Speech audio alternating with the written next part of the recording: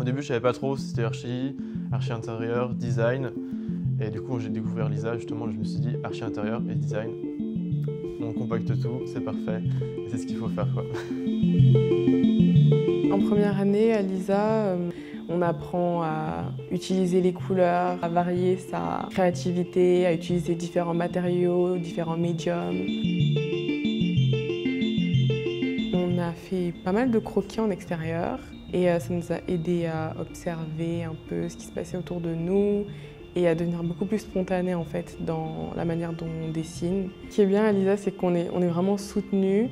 On n'est pas énormément par classe, donc forcément les profs ils ont plus de temps pour discuter avec nous de nos projets.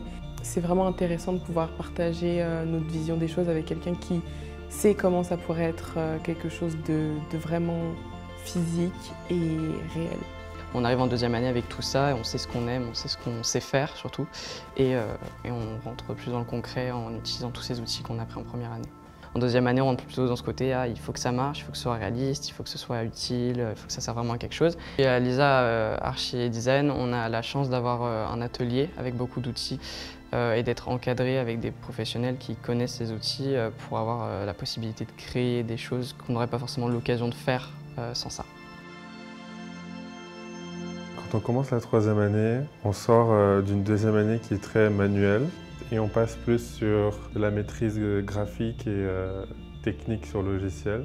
Pour ce qui est de la 3D, on part sur 3ds Max, qui va être le gros focus de l'année. Mais on a aussi AutoCAD pour les plans. Cette année, je suis en classe internationale. Ce qui est différent, c'est que déjà, tout le monde ne vient pas du même pays, donc tout le monde n'a pas la même culture et les mêmes façons de faire.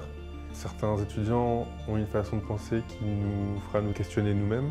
Et donc on peut aller plus loin dans nos projets, parce qu'en se mettant à la place des utilisateurs, on ne se met pas forcément à la place d'un utilisateur français.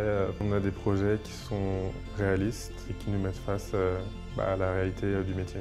Justement, en troisième année, déjà, on commence beaucoup avec des concours via Jardin, et après on va sur Reload My Pharmacy avec L'Oréal.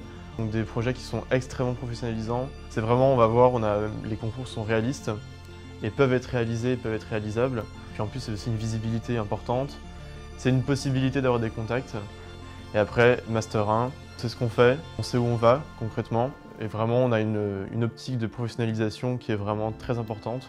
Tous les cours aussi nous poussent à savoir étudier un projet de A à Z. Et aussi le mode de fonctionnement, on a des ateliers, on a un Fab Lab, un atelier photo. Voilà, donc il y a une sorte de facilité de travail. Il y a aussi une collaboration qu'on a entre étudiants qui est assez intéressante. C'est beaucoup de discussions, beaucoup d'échanges. Du coup, en cinquième année, on a l'alternance, ce qui est la partie professionnalisante. Donc, on vient dans une entreprise pendant 1 an, avec donc 2 semaines entreprise, 1 semaine école, ce qui est très très appréciable, parce que vraiment, on rentre dans l'entreprise, on participe vraiment concrètement au projet. Quand on arrive en cinquième année, là, on comprend vraiment que dans quelques mois, c'est fini, les études. On rentre vraiment dans le milieu professionnel, les profs nous le répètent. En septembre, vous êtes designer, architecte d'intérieur. If you want to go, just go. It's amazing and you won't regret it.